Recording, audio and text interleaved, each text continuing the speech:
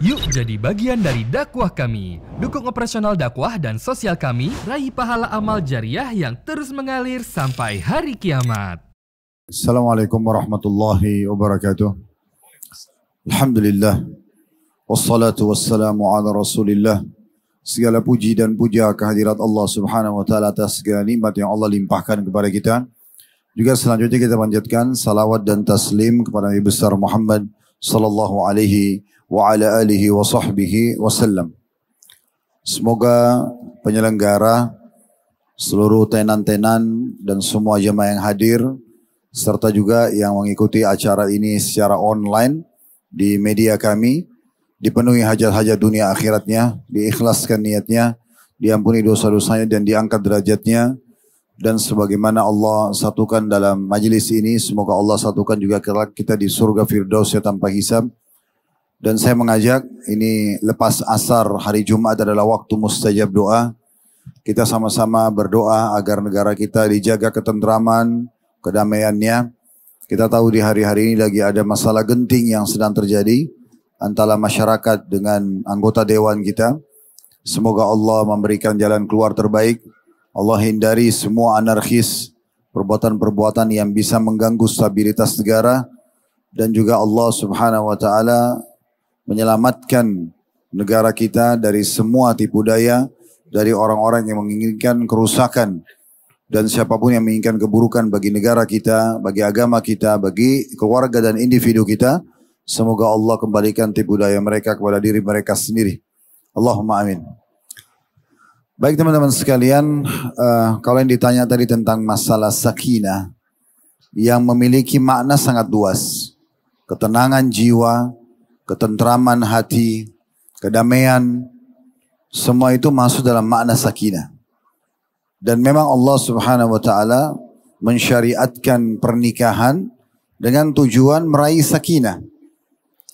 Caranya agar kita bisa sakinah, ya harus mengikuti panduan dari Allah subhanahu wa ta'ala.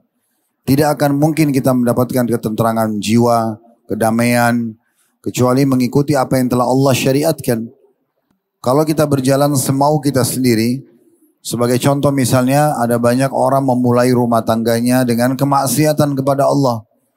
Mereka pacaran, bergaul bebas, sebelum akad nikah yang merupakan ibadah suci untuk melanjutkan estafet keturunan manusia yang suci, yang biasa dikenal dengan anak halal, keturunan yang halal, dan menghindari keturunan yang haram dan pelanggaran-pelanggaran agama.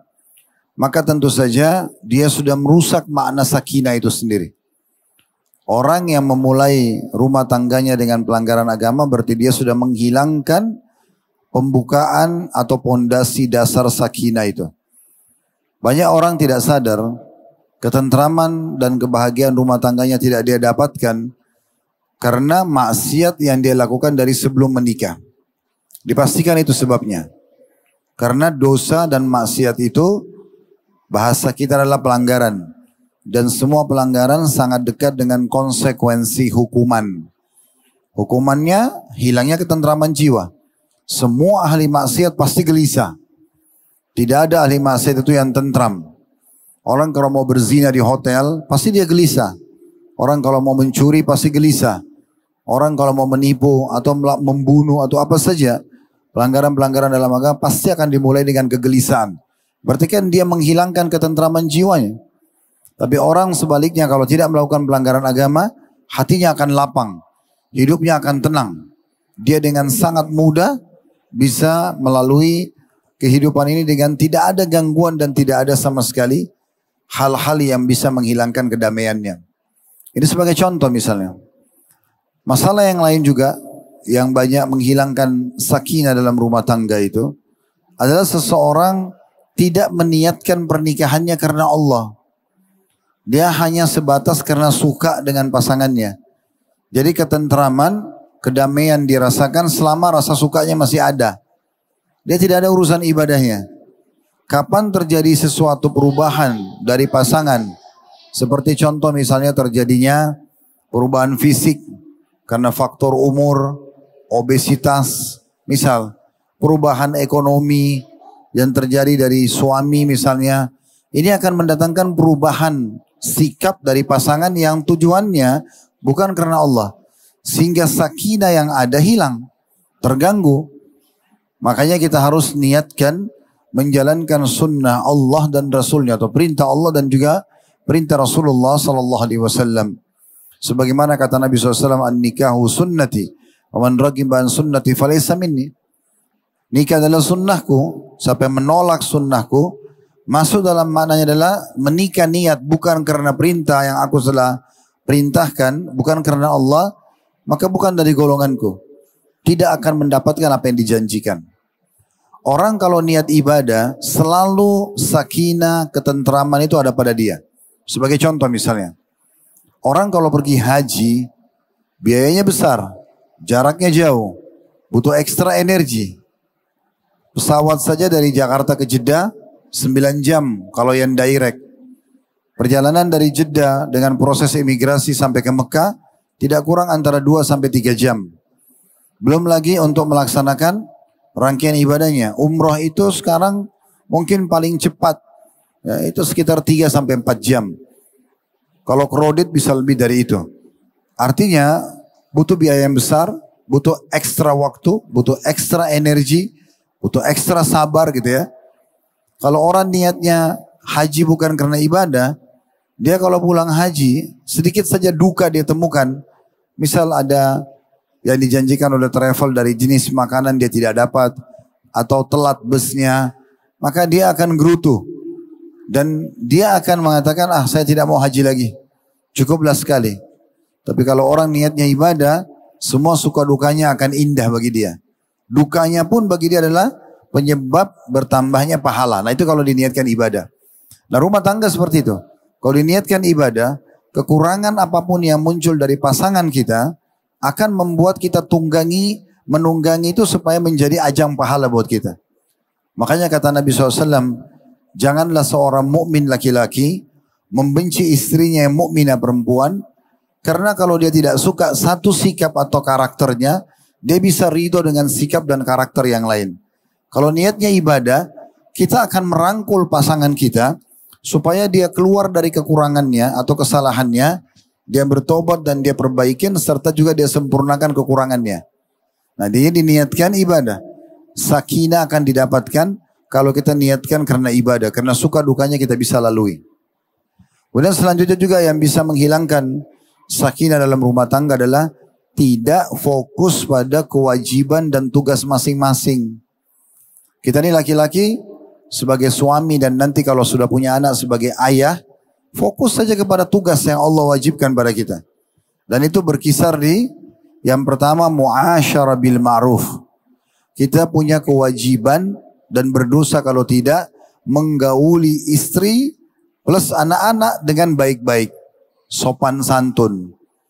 Tidak ada menunjukkan power pada istri dan anak-anak. Kekuatan fisik kita itu di medan jihad, melawan musuh. Kata Umar radhiyallahu anhu, kami kalau di luar rumah bertugas cari nafkah, berperang jihad, kami seperti singa yang sedang memantau mangsanya. Tapi kalau kami masuk ke rumah kami berubah menjadi seperti anak kecil, bercanda, memberikan hak pasangan. Ya, seperti itu. Jadi kita punya muasyarah bil ma'ruf. Jadilah sosok suami yang kalau kita keluar dari rumah, istri dan anak kita rindu. Merasa kapan nih datang sosok orang ini. Karena kalau datang senyumannya dirindukan. Jamahan tangannya dirindukan. Tutur katanya dirindukan. Kalau sama istri mungkin sentuhan biologisnya dirindukan gitu kan. Candaannya dirindukan. Sama anak-anak mereka merasa ada ayahnya.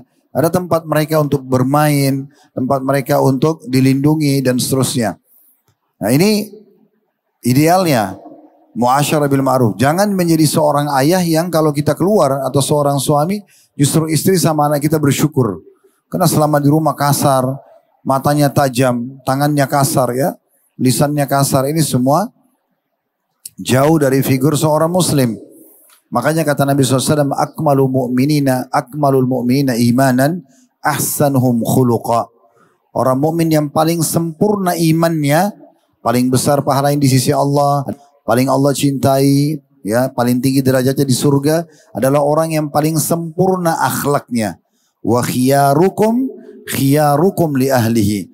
Dan tolok ukur akhlak orang yang baik adalah orang yang paling baik dengan keluarganya, istri dan anaknya.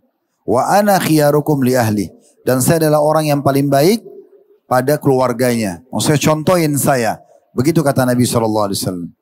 Jadi kita semua laki-laki punya kewajiban yang pertama, muasyarah bil ma'ruf. Tinggalkan semua emosional di rumah. Ya, semua beban pekerjaan letakkan di depan pintu rumah.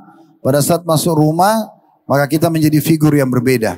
Siap menampung permasalahan-permasalahan istri dan anak-anak. Siap melindungi mereka. Semua itu karena Allah Subhanahu wa ta'ala. Itu kewajiban yang pertama. Kewajiban yang kedua, nafkah. Dan nafkah berkisar di 5 hal. Makanan, minuman, pakaian, tempat tinggal, dan transportasi semampu kita. Dan ini kewajibannya nafkah harian. Bukan bulanan. Jadi kalau ada seorang suami memberikan nafkah buat istrinya dari awal bulan untuk 1 bulan ke depan, itu sebuah kebaikan ekstra. Karena dia hanya wajib memberikan nafkah istri anaknya selama dia hidup. Jadi kalau misalnya di pertengahan bulan, ini bulan sekarang, misalnya contoh bulan September, kita memberikan uang nafkah kepada istri di awal bulan. 2 juta, 3 juta, 4 juta, 10 juta tergantung Anda bagaimana nanti sesuai dengan kemampuannya.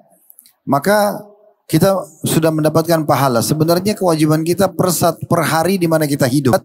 Tapi kalau kita berikan 1 bulan, di pertengahan bulan ajal kita datang meninggal, maka ada 2 minggu ekstra pahala kita dapatkan dari uang yang kita berikan.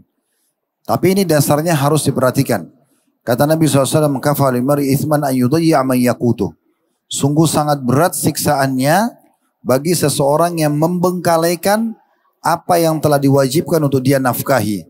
Jadi nggak boleh kita tidak peduli. Makan apa yang kita berikan makan, istri anak apa yang kita makan. Kita memberikan pakaian yang layak. Kita memberikan tempat tinggal yang layak. Transportasi yang layak sesuai kemampuan kita. Kalau kita hanya mampu kos-kosan, ya sudah. Kita bisa tingkatkan ke kontrakan, alhamdulillah. Bisa beli walaupun tipe kecil lebih bagus. Makin banyak kita berikan kepada istri dan anak kita, maka makin besar pahala di sisi Allah Subhanahu wa ta'ala. Dalam sebuah hadis riwayat Muslim, kata Nabi SAW, dinar yang kau keluarkan untuk jihad, dinar yang kau keluarkan untuk fakir miskin, dinar yang kau keluarkan untuk bebasin budak, dan dinar yang kau keluarkan untuk keluargamu, maka yang terakhir ini untuk keluarga jauh lebih besar pahalanya. Jadi yang kedua, nafkah. Yang ketiga, kewajiban suami adalah memenuhi kebutuhan biologis istrinya. Definisi pernikahan adalah al-wata', biologis. Maka kita harusnya menggauli istri, memberikan hak walaupun dalam kondisi kita lagi tidak fit atau tidak mood gitu ya. Karena seseorang datang ke Imam Ahmad mengatakan, wahai Imam, bagaimana kalau seseorang di antara kami dia tidak punya mood, lagi tidak nyaman sama istrinya, lalu istrinya kelihatan sudah dandan dan sepertinya mau interaksi biologis. Apakah tetap bisa dapat pahala kalau dia menggaulinya?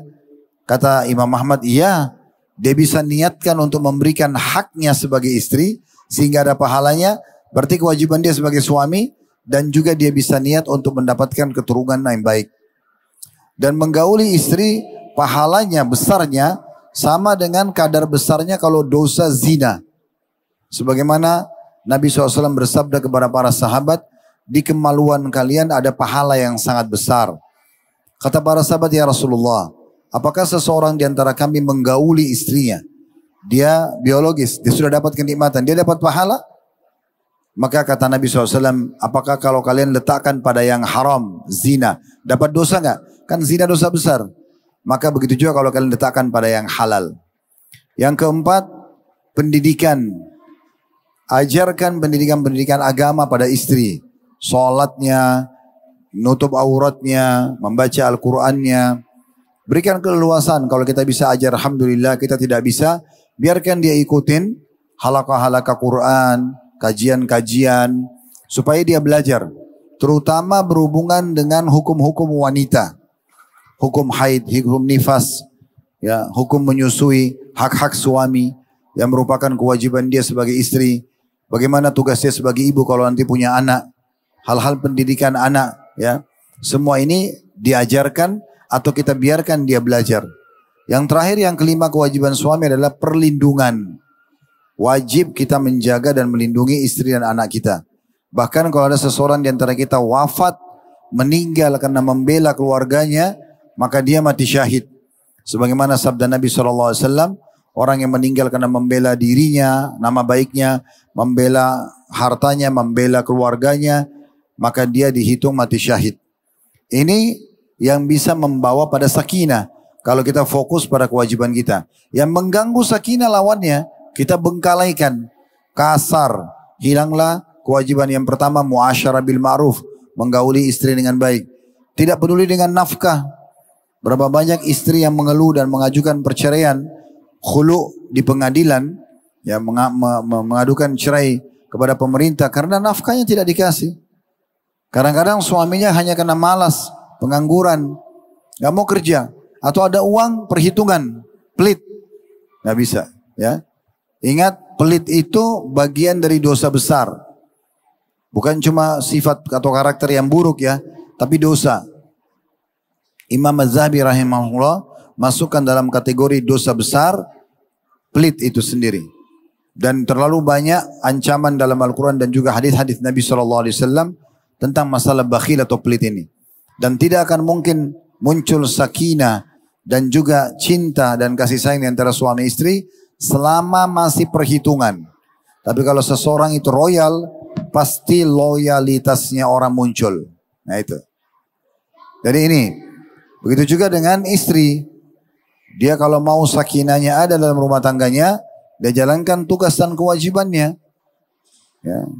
Tugas dan kewajiban istri berkisar di 4 poin. Kalau tadi suami 5. Yang pertama, harus taat dan mencari ridho suaminya.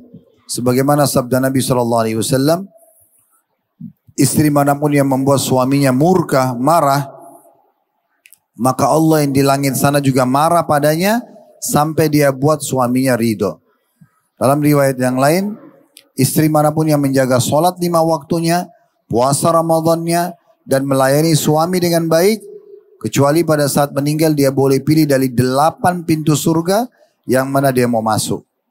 Jadi memang ini penting sekali. Dan dalam riwayat lain, istri manapun yang wafat, sementara suaminya ridho, merasa kehilangan karena selama hidup selalu mau berbuat baik dan berbakti pada suaminya, maka dia akan masuk ke dalam surga. Kewajiban yang kedua istri yang merupakan hak suami yang harus dijaga supaya sakinahnya bertahan ada dalam rumah tangga dirasakan ketentraman, yaitu melayani kebutuhan biologisnya. Sama dengan tadi, ya, istri, sama dengan tadi suami memenuhi kebutuhan istri. Tetapi di sini istri punya tugas lebih ekstra. Karena laki-laki itu, untuk akhwat kita di belakang sana mungkin yang mendengarkan, mereka dibebankan oleh Allah Subhanahu wa taala sperma. Sperma itu sifatnya panas. Biasanya yang mengundang emosional itu karena sperma gitu ya. Jadi kalau terlampiaskan maka itu akan membuat jauh lebih tenang rumah tangga itu. Makanya tadi saya katakan definisi pernikahan dalam Islam atau an-nikah itu salah satu maknanya adalah al-wata', hubungan biologis. Dan kata Nabi SAW, istri manapun yang sedang ada di corong asap rumahnya, kalau dipanggil oleh suaminya, maka dia segera menjawabnya. Maka dia segera menjawabnya.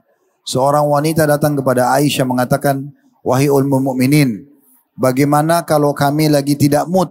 Tadi kalau suami pertanyaan ke Imam Ahmad.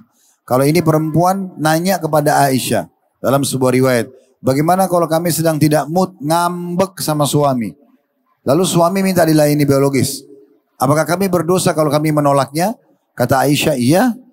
Bahkan seseorang di antara kalian kalau sudah ada di atas tunggangannya, di atas untanya, dan ternyata istri suaminya panggil, maka dia wajib melayaninya. Dia wajib melayaninya.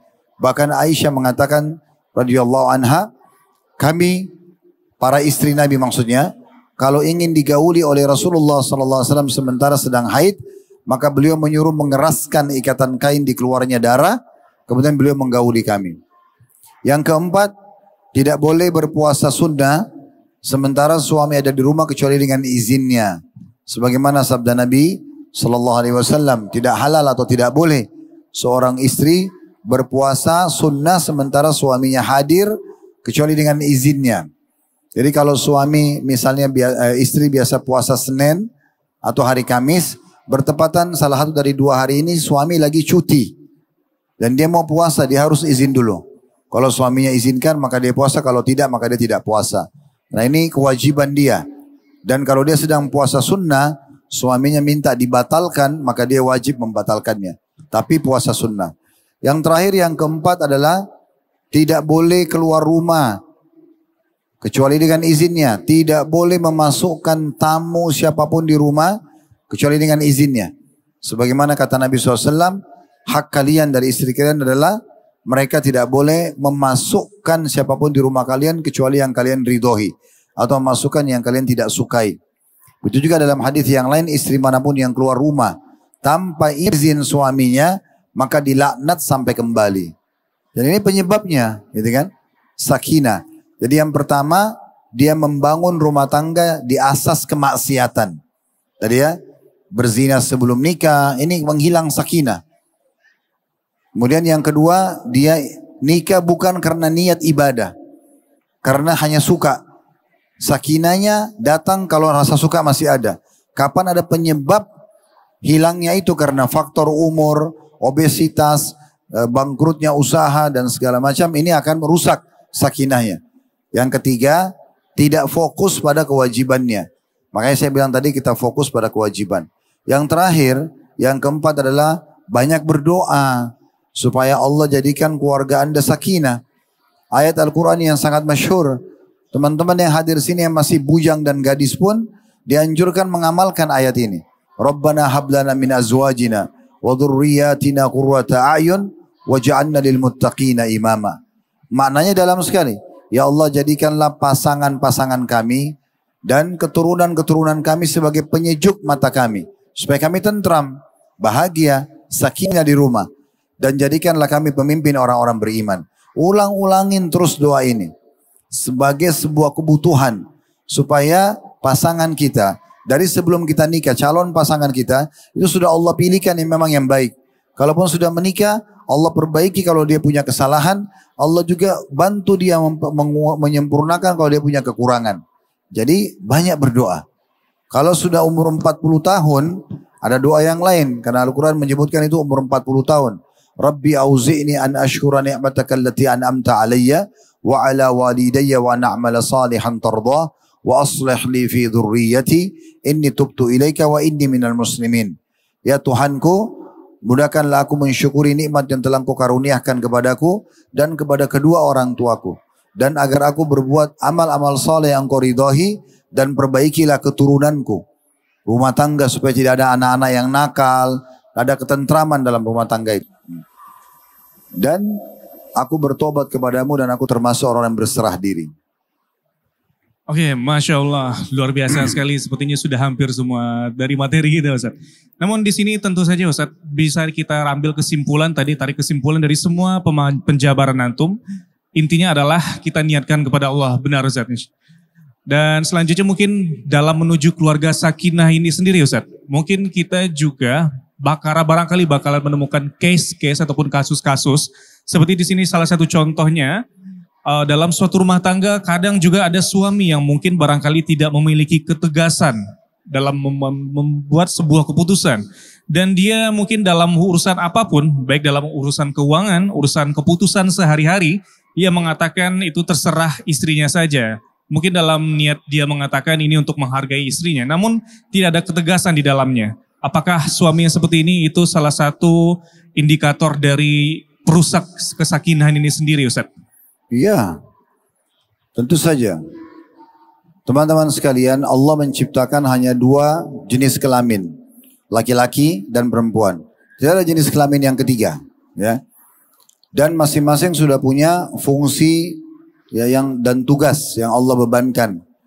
Allah yang nobatkan dari laki-laki dan perempuan, laki-laki jadi pemimpin. Makanya Allah bilang ar-rijalu qawwamuna 'alan nisa, laki-laki pemimpin kaum wanita. Jadi memang ada pemimpin. Pemimpin berarti dia penentu keputusan, ya, pelindung, ya. Ini namanya pemimpin. Jadi jangan Anda menjadi suami, tapi seperti Ahdian bilang, selalu dia bilang sama istrinya, terserah kamu, terserah kamu. Bukan terserah, penentu keputusan adalah Anda. Anda yang harus tentukan. biasakan dari awal rumah tangga Anda penentu keputusan. Tentu bukan berarti kita otoriter. Kalau ada hal-hal yang memang berhubungan dengan masalah kewanitaan, boleh kita diskusi sama istri. Masalah masakan, masalah menata rumah, gitu ya. Tapi kalau keputusan untuk pergi, keluar rumah, berangkat atau tidak berangkat umroh atau haji, nggak ada urusannya ini. Ya. Nabi Ibrahim alaihissalam pada saat mau menjalankan tugas Allah membawa istrinya Hajar, anaknya Ismail ke Mekah, nggak diskusi sama Hajar. Ayo kita mau safar. Istrinya pun Hajar faham. Ini suami wajib patuh, udah tinggal jalan. Makanya waktu ditinggal di Mekah, Ibrahim alaihissalam mau kembali ke negeri Syam, Hajar ikutin. Lalu Hajar mengatakan, ayah Ibrahim, atatrukna hahuna, ya, biwadin ghairi dhi zara'. Apakah anda meninggalkan kami di lembah ini, wahai Ibrahim? Saya dan anakku tidak ada kehidupan. Allah gambarkan dalam Al-Quran, wayadin ghairi dhi zara'. Lembah tidak ada tumbuhan hidup. Apalagi ya tumbuhan tidak ada tumbuhan kering, apalagi tumbuhan hidup. Enggak ada manusia, enggak ada hewan. Ibrahim tetap jalan. Hajar ulangi lagi, wahai Ibrahim, kau tinggalkan kami di lembah, tidak ada kehidupan seperti ini. Ibrahim tetap jalan. Sudah 3 kali lalu Hajar mendapatkan ilham dari Allah SWT, lalu dia mengatakan, Allahu amaraka bihada. Apakah Allah yang perintahkan anda untuk ini? Maka kata Ibrahim, iya. Situ Hajar faham. Berarti memang di sini tugas dia juga patuh kepada Allah dan mendukung suaminya. Maka dia pun mengatakan, idzan la yutayyi'ana. Kalau begitu Allah tidak akan menyia-nyiakan kami. Tapi Ibrahim tidak diskusi di sini. Ada hal-hal yang antum tidak butuh diskusi, gitu kan? Tidak usah bebankan lagi istri, karena memang mereka sudah ada beban-beban tugasnya. Mengurus rumah setiap hari, karena semua rumah itu, setiap jengkar rumah yang antum siapkan, anda siapkan sebagai suami, tanggung jawab istri. Sendok, garpu, piring yang hilang di rumah, istri akan ditanya sama Allah nanti. Suaminya belikan, dia harus jaga itu. Charger handphone, baju yang suami pakai, kaos kakinya, sepatunya. Gak boleh dia bilang kalau ditanya sama suami, mana ini? Oh saya gak tahu. Tanggung jawab dia. Karena kata Nabi SAW, kalian semua pemimpin dan akan diminta pertanggungjawabannya pada hari kiamat. Lalu disebutkanlah, suami pemimpin terhadap istri dan anaknya akan diminta pertanggungjawaban. Sholat mereka, tutup aurat mereka. Tadi sudah kita sebutkan di dalam masalah pendidikan yang merupakan kewajiban suami. Dan si istri pun pemimpin terhadap harta dan anak suaminya. Harta ini, uang yang dititipkan di rumah, tempat tinggal, kasur, spray, semuanya ini tanggung jawab dia. Dan juga anak-anak suaminya, dia harus berikan pelindungan dan pendidikan yang pas gitu ya. Nah seperti itulah. Makanya kita kembali kepada panduan syariat yang benar, baru bisa. Gitu. Ya. Oke, lalu juga ada Ustaz, itu suami yang mungkin tidak ada rasa cemburu Ustaz. Bahkan tidak ada kepedulian terhadap keluarganya. Baik itu jika anak istrinya tidak menggunakan hijab, tidak menutup aurat, berbuat maksiat, atau mungkin bahkan bertemu dengan lawan-lawan jenis mereka sendiri, itu mereka tidak ada kepedulian dari seorang suami tersebut. Apakah ini juga salah satu bentuk yang merusak dari kesakinan sendiri Ustaz? Iya. Teman-teman sekalian, kita bahas sedikit cemburu ya. Tanda kutip di sini. Walaupun ini temanya lengkap sekali, kami bahas bisa dalam satu pertemuan sesi yang panjang. Bisa sampai 6 sampai 10 jam membahas tentang masalah apa itu cemburu sebenarnya. Cemburu sebuah potensi dalam jiwa kita yang Allah berikan supaya kita merasa orang yang kita kasihi jangan sampai tersakiti misalnya, ya. Seperti itu, benda yang kita sayang jangan sampai rusak. Nah, gitu ya. Tetapi dalam Islam, cemburu ini dikontrol dan diatur. Cemburu hanya boleh kalau terjadi pelanggaran agama saja. Nggak boleh orang cemburu buta. Kalau ada orang cemburu buta, dia akan cemburu sama mertuanya, cemburu sama iparnya, cemburu sama anaknya. Bahkan cemburu buta itu mungkin kalau misal, kalau jalan di sebuah mall, ada sebuah tiang, mungkin istri atau suaminya berdiri di tiang itu, kalau dia cemburu buta tidak terkontrol, dia akan mengatakan kenapa kau berdiri di tiang itu, mungkin kau punya kenangan. Misal, karena cemburu buta. Cemburu buta itu salah ya. Jadi hati-hati, jangan terlalu banyak nonton media yang mengajarkan cemburu-cemburu seperti ini. Selalu cemberut, selalu berantem, dianggap itu bagus. Sedikit-sedikit cemburu karena melihat pasangan, lihat handphone. Ini cemburu buta semua. Cemburu itu hanya boleh kalau terjadi pelanggaran agama. Kalau memang pasangan kita kayak tadi Akhdian bilang, misal dia bergaul bebas sama lawan jenis, ya, suami bebas sama perempuan lawan jenis, istri bebas sama lawan jenisnya laki-laki, misal, itu nggak boleh. Itu harus kita cemburu. Cemburu kita juga bukan karena suka dia secara fisik saja, tapi karena itu pelanggaran agama. Beranjak daripada sikapnya Sa'ad radhiyallahu anhu waktu beliau mendengarkan ada sahabat yang istrinya selingkuh dengan laki-laki lain. Lalu sahabat ini melapor kepada Nabi Muhammad SAW. Lalu kemudian Sa'ad marah. Sa'ad mengatakannya, Rasulullah, kalau terjadi pada keluarga saya, istri saya hukum mati nih. Kenapa dihukum mati? Karena orang yang sudah berumah tangga kalau berzina, hukumnya dirajam. Hukum mati, ya. Kalau dia kepergok. Maka Nabi SAW mengatakan, apakah kalian lihat cemburunya Sa'ad? Ini dibahas cemburu. Lihat gak cemburunya Sa'ad? Cemburu seperti ini boleh. Kenapa? Karena kok sudah dikasih pasangan hidup masih berzina. Kenapa langgar? Allah larang, kenapa dilanggar? Cemburunya karena agama. Jadi, mau hukum mati pasangannya karena Allah memang hukum mati orang yang sudah menikah kalau berzina, kalau kepergok. Dirajam, lempar batu sampai mati kan. Nah, lalu Nabi SAW mengatakan, saya lebih cemburu dari Sa'ad. Saya sudah ajarkan nih, kerjakan 1, 2, 3, 4, 5. Sholat, puasa, baca Quran, zikir, berdoa dan seterusnya. Ini ujungnya surga nih. Syaitan membisikkan lawannya. Meninggalkan sholat, berbohong dan segala macam. Ini membawa ke neraka. Nabi cemburu kepada kita kalau masih pilih syaitan. Kok dilarang? Jelas-jelas neraka. Kenapa ini dipilih? Kenapa bukan pilih saya yang membawa ke surga? Lalu kata Nabi SAW, Wallahu aghyaru minni wa min Sa'ad. Allah lebih cemburu lagi daripada saya dan Sa'ad. Allah ciptakan kita untuk ibadah, untuk sholat, untuk puasa. Ya. Allah sudah sampaikan dalam Al-Quran dan hadis-hadis Nabi-Nya Muhammad SAW. Iblis syaitan jangan diikutin. Dia mengajar kalian ke sa'ir, ke neraka. Kenapa masih pilih itu? Kenapa nggak pilih jalan Allah Subhanahu Wa Taala? Jadi cemburu harus dan wajib dikontrol. Nggak boleh tidak. Ya. Kalau nanti Anda menikah atau yang sudah menikah, kalau Anda sering kadang-kadang sedikit aja, gitu kan? Pasangan kita melakukan satu perbuatan lalu kita langsung main cemburu, seakan-akan mau nunjukin itu bentuk cinta kita, ini keliru, jangan. Misal contoh, ada suami masuk rumah gendong anaknya, lalu istrinya bilang, kok kalau anak diperhatikan kalau aku enggak sih? Loh, ini anaknya siapa? Kan anak kamu juga gitu ya. Cemburunya salah. Ada orang cemburu sama mertuanya. Oh, kalau ibumu kamu perhatikan, misalnya kata istri. Loh, ibunya? Gimana caranya mau dihapus status ibu? Oh, kalau adik kakakmu kamu perhatikan, yang merupakan ipar dia. Nah, bagaimana cara hapus status adik dan kakaknya orang itu? Nggak mungkin. Ini cemburu bukan pada tempatnya. Ya, gitu. Cemburu sekali lagi hanya kalau terjadi pelanggaran agama. Kalau tidak, hilang sakinah itu.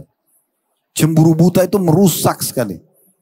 Akhirnya marah-marahan hanya karena cemburu pada hal-hal yang tidak diperlukan.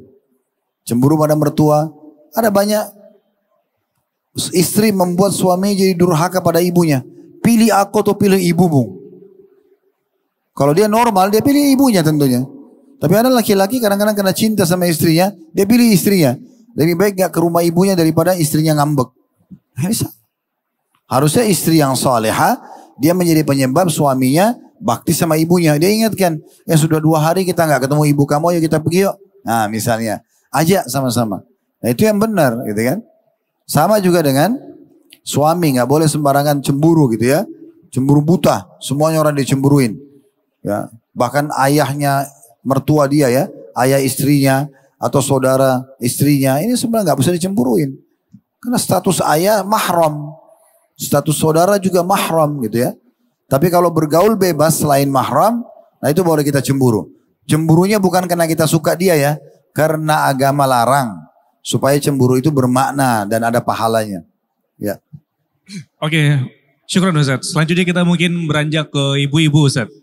Dan ada case juga Ustaz, misalkan suami lagi pulang perjalanan kerja, lagi capek-capek ini nih Ustaz. Di sepanjang perjalanan mungkin dia tergoda oleh mungkin wanita-wanita gitu Ustaz, terlihat atau mungkin wanita-wanita di pekerjaannya, kliennya atau mungkin berbagai macam gitu. Dan setelah itu pada saat dia pulang, dia mencoba untuk mengajak istrinya bermesraan atau mungkin menggaulinya untuk menenangkan syahwat ini. Namun istrinya qadarullah menolak Ustaz. Dan lalu terjadilah mungkin dia melampiaskan ini kepada hal yang berbau maksiat. Ini menurut antum bagaimana Ustaz? Dan juga mungkin apakah ada uzur syar'i sendiri untuk istri dalam menolak suami seperti ini Ustaz? Kita rincikan dulu ini ya. Tangkap nggak pertanyaan ini? Kedengaran nggak? Hah? Ada yang geleng-geleng nggak? Nggak dengar? Dengar nggak? Hah? Senyap sekali ini. Masih hidup? Dengar pertanyaannya nggak? Hah? Ada yang bilang enggak. Jadi tadi yang ditanyakan itu bagaimana menanggapi dan menyikapi kalau ada seorang suami capek bekerja, tapi di tengah jalan dia bertemu atau melihat lawan jenisnya yang bukan istrinya, lalu dia terganggu syahwatnya. Dia pulang ke rumah, pas dia mau gauli istrinya nggak mau, nolak. Kemudian dia akhirnya melampiaskan pada yang haram. Nah gitu. Sudah dengar? Begitu ada syahwat langsung faham, dengar. Jadi kita rincikan dulu ya. Pertama sekali, definisi pernikahan kita kembali dalam Islam, an-nikah itu definisinya al-wata', biologis. Tidak ada rumah tangga dan tidak ada sakinah tanpa biologis. Memang menikah untuk itu. Ya, jadi usahakan selalu ada interaksi biologis. Setiap hari Ustaz, setiap hari kalau bisa, nggak masalah. Ya, tapi niatnya bukan hanya karena syahwat, karena ibadah. Makanya Nabi SAW bilang tadi dalam hadis kita sebutkan, fi bid'i ahadikum sadaqah. Di kemaluan kalian ada sedekah yang besar, ada pahala yang besar. Kata para sahabat, ya Rasulullah, ayati ahaduna ahlu walahu fi ajr. Apakah seseorang di antara kamu yang utusan Allah menggauli istrinya dapat kenikmatan, dia juga dapat pahala? Kata Nabi SAW, ara'aitum law wadatum fil haram alakumul wizr wa kadzalika fil halal. Atau kama qala Nabi SAW. Bukankah kalau kalian letakkan kemaluan kalian pada yang haram, zina, kalian dapat dosa? Maka begitu juga kalau kalian letakkan pada yang halal. Dan Allah memang membuat biologis itu indah. Indah ya. Orang sentuhan, orang tatap-tatapan mata, orang ciuman, orang pelukan. Intinya pusatnya atau intinya nanti dalam meletakkan kemaluan itu memang indah. Allah buat nikmat. Karena kalau tidak nikmat, nggak ada suami yang mau tumpahkan spermanya. Nggak ada istri juga yang mau menampung sperma hamil sampai 9 bulan untuk melanjutkan estafet manusia. Makanya Allah buat itu indah. Cara yang benar nikah, cara yang salah zina. Nah gitu ya. Dan ada adab-adab yang harus diperhatikan dalam masalah biologis. Ya, yang pertama kita niatkan karena ibadah dulu.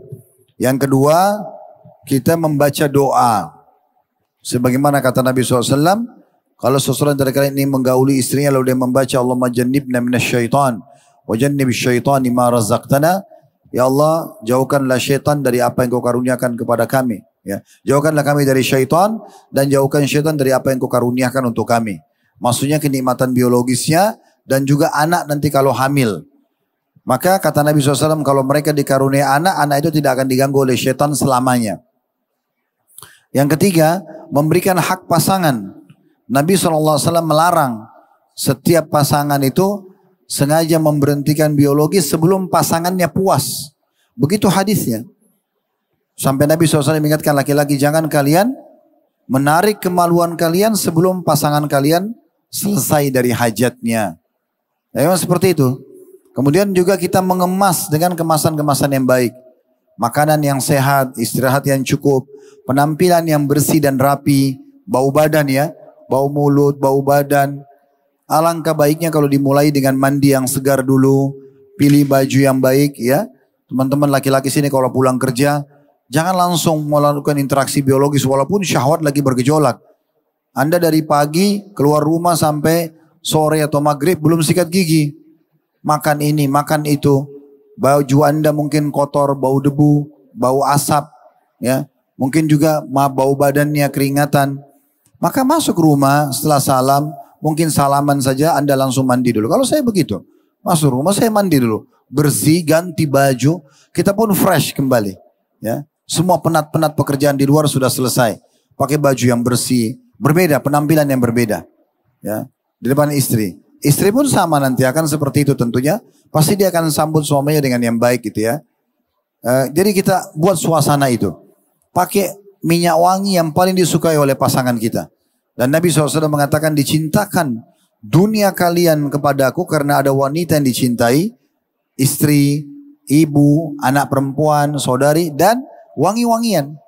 Dan Nabi SAW dikatakan kalau pakai parfum itu sampai kadang-kadang netes dari rambut beliau. Sebagian sahabat kalau salaman sama Nabi itu masih merasakan baunya beberapa hari ke depan. Karena sukanya dengan wangi-wangian.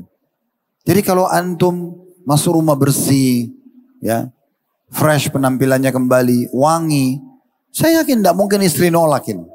Ya, tapi kadang-kadang ada indikasi-indikasi yang bertolak belakang dengan ini, ya. Jadi kita fahami dulu sebagai suami istri, biologis itu ibadah, biologis itu indah. Nikmat sebenarnya, gitu kan? Maka tinggal bagaimana kita mengemasnya dengan baik. Baju yang menarik bagi pasangan, wangi-wangian, kita mandi dan segala macam. Insya Allah ini akan sangat membantu. Itu dulu. Poin yang kedua, kita juga harus memahami kalau biologis ini adalah hak pasangan. Tadi sempat kita singgung, dalam kondisi kita tidak mood pun, tapi kalau pasangan mau kita nggak boleh nolak. Ya, sehingga tidak ada penolakan dari suami ataupun istri. Karena tahu ini hak pasangannya. Dan kalau ada hal-hal yang mengganjal dibahasakan. Nah, sering kali terjadi permasalahan dalam biologis ini karena nggak mau bicara. Bau badan pasangannya dia takut nanti kalau dia sampaikan tersinggung. Bau mulut takut tersinggung. Jangan dibahasakan. Kadang-kadang orang kalau makan sembarangan itu ada nafas dari dalam yang kurang enak. Mengganggu pasangan. Ada bau mulut yang nggak enak. Ini harus dijaga. Sampai kata Nabi SAW, aku diperintahkan bersiwak sampai aku mengira gigiku akan rontok. Karena seringnya disuruh bersihkan gigi. Kalau kita biasa diajarkan untuk kecil sikat gigi 2-3 kali sehari kan. Kalau dalam agama Islam kata Nabi SAW, kalau saya tidak beratkan umatku, saya akan suruh mereka bersiwak setiap kali mau sholat. Kalau sholat wajib saja 5 kali sehari, berarti 5 kali kita sikat gigi. Belum sholat sunnah. Bisa puluhan kali kita sikat gigi dalam sehari kalau dalam Islam. Nabi SAW kalau masuk rumah yang pertama beliau lakukan adalah bersiwak, sikat gigi. Jadi memang ini harus dijaga supaya pendorong untuk biologis terjadi ada. Yang ketiga, perhatikan baik-baik kondisi dan keadaan juga pasangan kita. Jangan diajak dan dipaksa biologis orang yang lagi sakit, ya kan? Orang yang lagi ada masalah, misalnya lagi sedih, keluarganya ada yang meninggal. Kita juga harus bisa pengertian, gitu kan? Disesuaikan kondisi dan keadaannya lah, gitu ya. Atau kalau perlu kita sudah punya informasi-informasi berhubungan dengan biologis. Misal kita mau biologis nanti malam nih. Nah dari kemarin atau dari paginya kita sudah mengirimkan sinyal-sinyalnya. Mengirimkan kata-kata romantis. Misalnya mengirimkan foto kebersamaan sama-sama gitu ya. Jadi sudah ada pembukanya. Jangan maaf ini tidak ada kata-kata apa-apa. Tadi seperti misalnya Dean bahasakan. Tiba-tiba lihat di jalan perempuan syahwatnya bangkit. Pulang langsung. Kewajiban kamu harus layani saya. Saya tidak mau tahu. Misal. Dengan bau badan, dengan segala macam. Mana istrinya mau layani kalau begini? Kan begitu. Yang terakhir mungkin kita harus bertakwa kepada Allah Subhanahu wa taala. Kalau tidak ada uzur dan sengaja menolak biologis pasangan, istri menolak suami atau suami menolak istri, ini berdosa. Kalau tidak ada uzur, bukan sakit, ya, bukan lagi ada mumet permasalahan berat. Kemudian dia tolak, dia cuma karena tidak mau aja. Nunjukin egoisme, saya bisa nolak kok. Ini dosa, nggak boleh. Ya, ini haram hukumnya. Makanya kata Nabi SAW, ya istri manapun yang menolak panggilan suami atau membuat suaminya murka, maka yang Allah di atas langit sana, maka Allah di langit sana akan murka padanya sampai membuat suaminya ridho. Jadi nggak boleh. Suami pun sama, karena itu hak istrinya untuk memenuhi kebutuhan biologisnya. Kesimpulannya, Kalau biologis itu terjaga dengan baik, terawat dengan baik, pastikan sakinah akan ada. Makanya syaitan seringkali membuat hal-hal kecil, cemburu buta, hal-hal kecil, telat janjinya misalnya, sudah cukup marahan 2 hari, supaya tidak biologis 2 hari. 2 hari aja tidak biologis sudah cukup dibisikin syaitan untuk bercerai. Ini jadi masalah. Ya Allahu'alam. Oke, Masya Allah. Kalau ada kata-kata syahwatnya langsung segar, Ustaz. Masya Allah. Oke, selanjutnya ini kita beranjak ke permasalahan tentang anak yang mungkin juga salah satu reason kenapa keluarga tersebut menjadi tidak sakinah, Ustaz.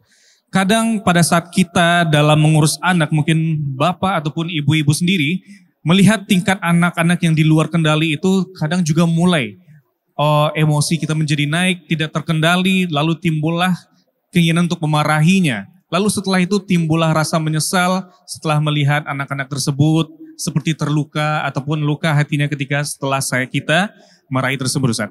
Mungkin pertanyaannya di sini, bagaimana sih kiat dalam menahan amarah ketika kita mengurus anak tersebut, Ustaz? Mungkin bisa antum jabarkan, karena kita pasti mengetahui anak kecil belum mengetahui mana yang benar, mana yang salah, Ustaz. Tafadhol, Ustaz. Masalah anak, teman-teman sekalian, boleh nggak orang tua marah sama anaknya? Boleh. Ya, tapi disesuaikan kondisi dan keadaannya. Di 7 tahun pertama atau 9 tahun pertama, itu biasanya masa-masa memang mereka belajar. Dan banyak kesalahannya. Jatuh, pecahin barang, itu umur ini memang umurnya gitu. Makanya Nabi SAW mengatakan, ajarkan anak kalian sholat di umur 7 tahun. Pukul mereka kapan? Di umur 10 tahun. Berarti di bawah 10 tahun itu belum boleh dipukul gitu ya. Karena memang ini masa mereka belajar. Dirangkul dengan kasih sayang. Diingatkan dengan baik-baik gitu ya. Nah seperti itulah. Baik, kita sekarang coba susun dulu supaya lebih sistematis. Yang pertama teman-teman sekalian. Hak anak yang paling tinggi, nomor 1, memilihkan calon orang tua buat anak itu sebelum dia lahir, calon ayah dan calon ibu yang tepat. Ini penting sekali, terutama bagi yang belum berumah tangga ya. Yang sudah berumah tangga mendapatkan kendala istrinya kasar sama anaknya atau suaminya kasar sama anaknya. Ini karena apa? Karena dia tidak mempersiapkan dari awal calon ayah dan calon ibu yang tepat. Ya, apa kata Nabi SAW tentang wanita? Tazawwajul waludul walud. Waludul walud. Fa inni mukathirun bikum umam yawmal qiyamah. Nikahilah wanita yang subur dan juga penyayang. Karena saya akan bangga dengan jumlah umatku pada hari kiamat. Memang harus yang punya sifat keibuan. Dia sayang dengan anaknya. Karena kalau tidak, Anda menikah sama perempuan sembarangan di pinggir jalan sana, terbiasa kasar, maka dia akan kasar sama Anda, kasar sama anak-anak. Tidak ada pendidikannya misalnya. Bodoh sekali, tidak paham apa-apa. Dari keluarga yang berantakan. Yang penting Anda cuma suka secara paras wajah dan fisik misalnya. Ini bahaya sekali. Karena setetes sperma yang ditumpahkan oleh seorang laki-laki ke rahim wanita yang salah, kasar, jauh dari agama, tidak penyayang ya. Lalu dia hamil, maka sudah cukup nanti kalau anak kita lahir, dia menjadi status ibu anak kita selamanya. Dunia akhirat. Walaupun ini ya masih bisa didoakan, masih segala macam, tapi ini bisa jadi status anak ibu kita. Ibu jadi status ibu anak kita. Sama dengan perempuan, salah milih suami, tetes sperma dia masuk ke rahim wanita ini, dia hamil, maka dan lahir anaknya, maka si laki-laki yang buruk ini akan menjadi status ayah anaknya selamanya. Makanya yang paling pertama diperhatikan, agama mengajarkan carikan calon orang tua buat anak kita yang tepat. Dan ini tipsnya adalah satu saja, cari yang beragama. Udah selesai. Wanita soleha, laki-laki soleh. Tempatnya mereka masjid, majelis ilmu. Nggak ada yang lain. Kalau mau cari yang begini di karaoke, di diskotik, pinggir jalan, nggak ada ini. Salah tempat. Ada orang kadang-kadang mau jadi pahlawan kesiangan gitu. Dia nikahi wanita malam, oh nanti gampang saya akan pandu dia. Untuk apa? Untuk apa pandu dia? Pandu dia supaya dia keluar jadi PR dalam rumah tangga kita dari permasalahannya. Kenapa enggak ambil yang sudah siap? Yang tidak perlu dipandu lagi karena dia sudah tahu. Dia sudah kenal Tuhannya, dia sudah kenal hak suaminya. Orang yang selalu di majelis ilmu, mengkhatam beberapa buku tentang rumah tangga, itu bagus banget itu jadi istri. Suami yang selalu sibuk di majelis ilmu, belajar bagaimana menjadi suami yang benar, menjadi ayah yang benar. Nah itu yang paling pas. Ini poin pertama. Jadi ada pengaruhnya ke masalah pendidikan anak nanti. Memilih pasangan yang tepat. Bagi yang sudah terlanjur menikah, maka belum terlambat. Mereka bisa banyak mendoakan pasangannya dan mulai mengikuti halaqah-halaqah ilmu. Mulai mengajak istri atau suami hadir dalam majelis ilmu supaya mendengarkan nasihat-nasihat atau minimal melihat sekarang melalui media di rumah bersama. Sama-sama gitu. Ini yang pertama. Yang kedua, nanti apapun yang masuk ke dalam tubuh anak kita, dari makanan, dari minuman yang dia konsumsi, pastikan dan haruskan hanya dari halal. Hanya dari halal. Banyak anak-anak nakal, temperamen, karena pendapatannya haram yang masuk ke tubuhnya. Pengaruhnya besar sekali. Bahkan kadang-kadang ada penyakit-penyakit yang datang tanpa disadari orang tua karena pendapatan makanan minuman haram yang dikasih kepada anaknya. Dulu ada jemaah kami, Bapak Ibu sekalian, anaknya itu selalu dicuci darah. Biayanya besar sekali. Kebetulan mereka berdua suami istri umroh bersama kami. Setelah saya tanya, ternyata dua-duanya pendapatannya dari harta haram. Anaknya gak ada tahu apa-apa. Tapi karena selalu dicekokin susunya, AC yang dia hirup, air yang dipakai di rumah dari harta haram, dari harta ribawi, ya sudah. Jadi begitu anaknya. Berapa banyak? Ini pernah disinggung oleh Syekh Ziyad Hafizahullah, salah satu sahabat dan guru kami dari Jordan. Beliau mengatakan ada orang karena pendapatannya haram, Allah lahirkan pembunuh dia dari keturunannya.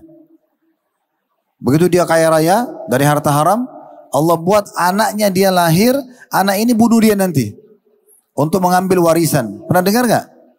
Ada terjadi kan? Nah itu bukti di lapangannya. Jadi efeknya besar sekali. Makanya pendapatan yang diberikan kepada anak harus halal kalau mau mereka bakti. Perhatikan baik-baik. Imam Ahmad rahimahullah pernah ditanya setelah menjelaskan hadis di dalam jasad manusia itu ada segumpal darah. Kalau dia baik maka baik semua jasadnya. Kalau dia buruk, buruk semua. Itu adalah hati manusia.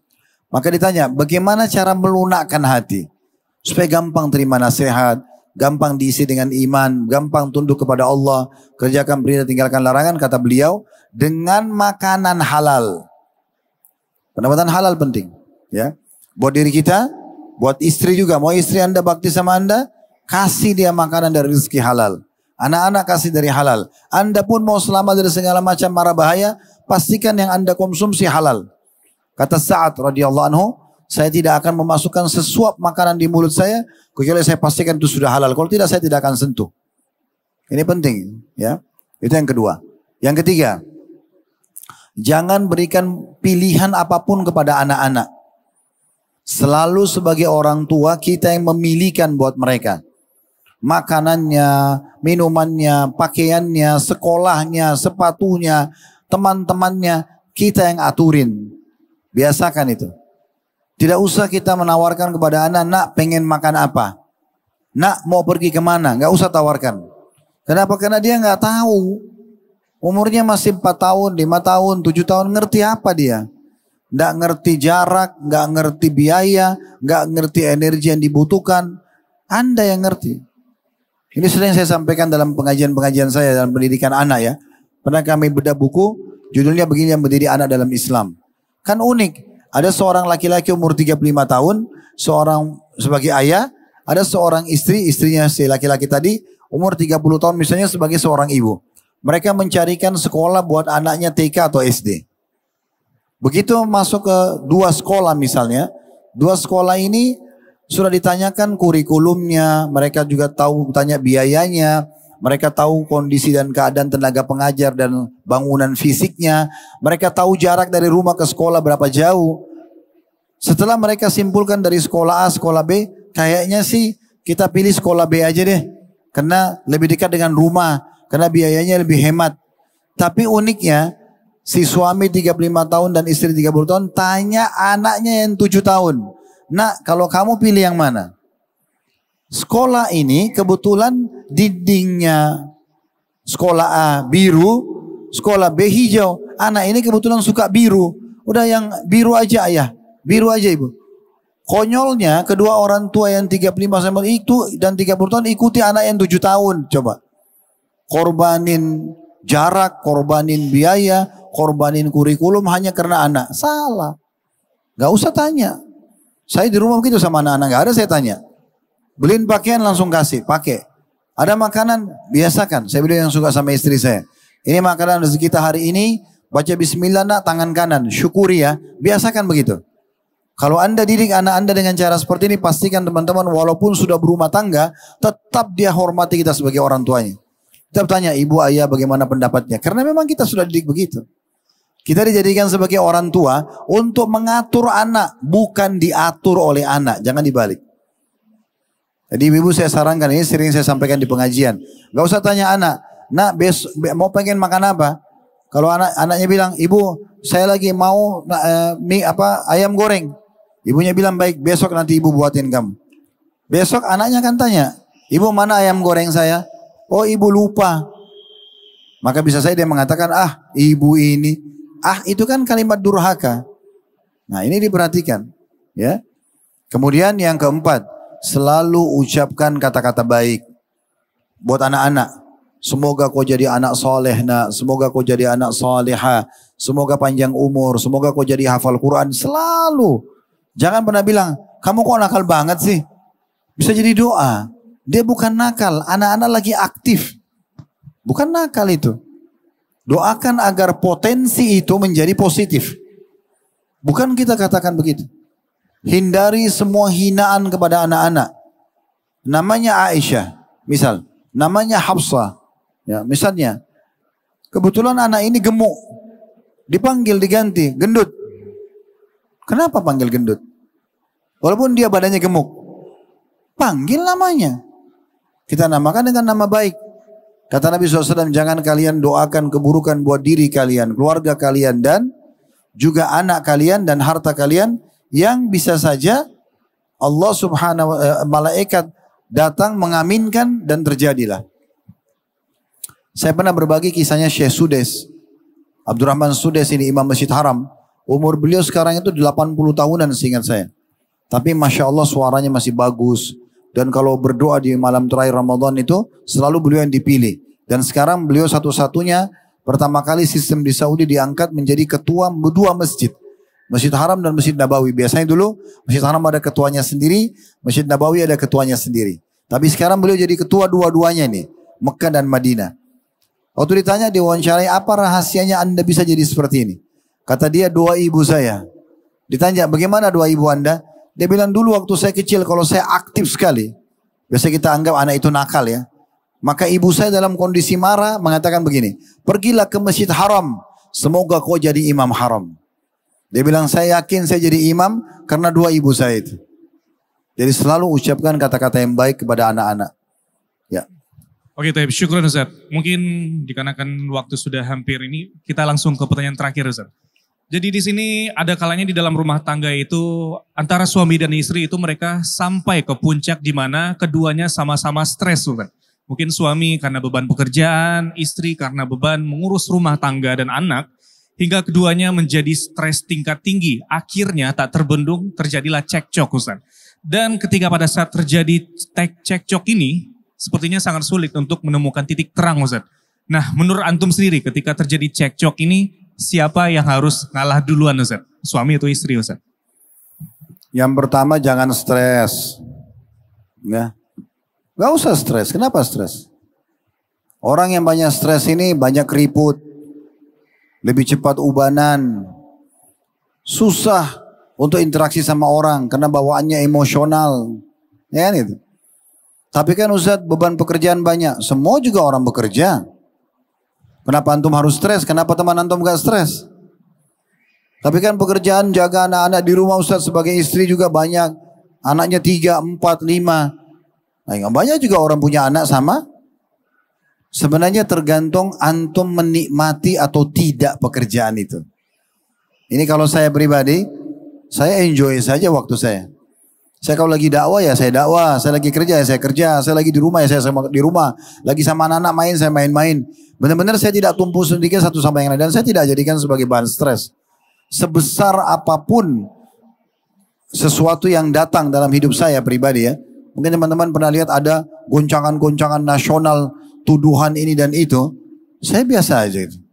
Saya anggap itu sebuah ujian dan saya coba tenang aja, saya aktivitas seperti biasa. Konsepnya adalah saya fahami begini. Kalau saya sedang benar, saya akan dibela oleh Allah. Karena Allah mengatakan innallaha yudafi 'anil ladzina amanu. Allah akan membela orang-orang beriman. Kalau salah, dan alhamdulillah selama ini saya tidak merasa ada kesalahan gitu ya. Tapi kalau salah pun kita bisa jadikan sebagai bahan muhasabah. Istighfar, tobat kepada Allah, perbaikin, selesai. Kan gitu. Jadi yang pertama jangan munculkan stres dan jangan jadikan ini sebagai prinsip. Jangan bilang, oh karena pekerjaan banget saya mumet nih. Enggak. Sebanyak apapun pekerjaan bisa tidak mumet. Kalau kita memanage dengan rapi. Kita nikmati waktu-waktu kita bekerja. Gitu ya. Begitu juga dengan istri di rumah sama. Tidak akan stres. Selama anaknya kalau jatuhin sesuatu, dirangkul sama dia. Nak jangan gitu lagi ya. Caranya seperti ini. Dia nikmati aja. Beda dengan sedikit jalan sini. Nggak boleh. Itu nggak boleh. Dia buat stres sendiri. Suasananya. Ini masalah. Jadi pertama nggak usah stres. Gitu kan. Kita masuk ke step selanjutnya. Bagaimana kalau sudah terlanjur ada cekcok dalam rumah tangga. Si suami punya pendapat A, si istri punya pendapat B. Bagaimana caranya? Caranya ada dua. Tipsnya. Yang pertama, kalau sedang ada konflik ya dalam rumah tangga, kembalikan kepada Islam, kembalikan kepada agama. Yang menilai siapa benar, siapa salah, bukan saya, bukan istri. Islam. Yuk kita duduk yuk, kita kembalikan. Permasalahan kita kan ini. Biarkan Islam yang nilai, itu benar atau itu salah. Itu yang pertama dulu. Makanya Allah mengatakan, farudduhu ilallahi war rasul. Apapun masalah kalian kembalikan kepada Allah dan Rasulnya. Clear. Yang kedua, yang salah segera minta maaf, yang benar memaafkan. Dan buka lembaran baru. Selesai. Tidak ada manusia sempurna, pasti ada kesalahan. Tapi yang benar kata Nabi SAW, kullu ibnu Adam khatta'un. Semua anak Adam pasti buat salah. Wa khairu khatta'ina tawwabun. Tapi sebaik-baik orang yang buat salah adalah yang segera memperbaiki. Taubat. Makanya yang salah, maaf ya saya salah. Saya coba perbaikin, bantu saya ya. Nah yang benar jangan egois. Oh iya, baik kita sama-sama saling baikan yuk. Buka lembaran baru lagi. Begitu seterusnya. Ya.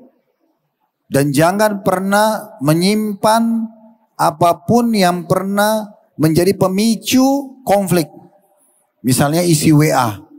Pernah ribut tuh berantem. Ribut-ributan. Kalau pasangan sudah mulai digoda syaitan WA macam-macam jangan direspon. Jangan respon. Jadi kalau dia bilang kok saya WA kamu gak jawab. Untuk apa kita ribut? Kalau bicara baik-baik saya layanin. Tapi kalau ribut enggak? Kita tutup pintu syaitan di situ.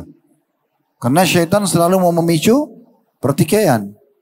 Makanya kata Nabi SAW, iblis punya singgasana di lautan yang dia selalu setiap hari anak cucunya melapor. Saya baru membuat fulan berantem, saya baru membuat fulan membunuh, mabuk, berzina. Sama iblis dianggap biasa itu. Nanti ada yang bilang saya baru ceraikan suami istri. Kata iblis, nah kamu jagoannya. Jadi target utamanya itu ribut memang, konflik. Tidak mungkin cerai tanpa konflik kan. Bisa ada konflik, konflik dimunculkan dulu.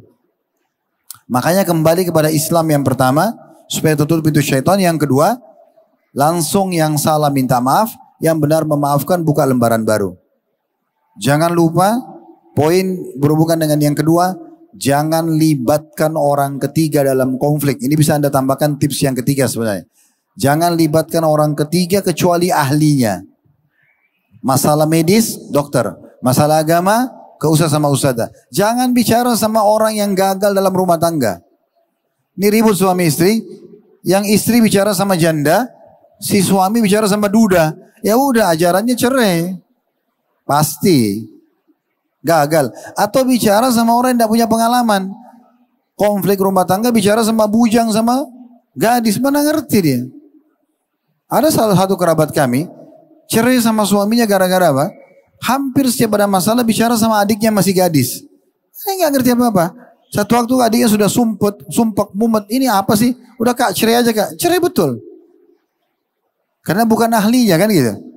Jangan. Bicara sama ahlinya. Dan ingat, bicara sama ahlinya pun hanya konsultasi. Bukan curhat. Ustadz, saya semalam emosi sempat ucapin kalimat cerai sama istri saya. Jatuh nggak? Itu konsultasi. Jangan curhat. Ustadz, saya mau cerita dulu ya Ustadz. Saya sebenarnya seminggu yang lalu nggak apa-apa sih sama istri saya. Terus 3 hari lalu kami sempat makan sama-sama. Ustadznya nggak butuh itu. Ya nggak? Sama juga dengan dokter. Dok, saya sudah 3 hari sakit kepala. Apa obatnya? Itu konsultasi. Kalau dok saya cerita dulu ya. Saya sudah 7 tahun ini nggak pernah sakit kepala dok. Dokternya butuh apa? Ya nggak? Kan gitu. Jadi pada ahlinya. Jangan bicara sama orang-orang yang bukan ahlinya nih. Jadi kacau semua rumah tangga itu. Allahu a'lam.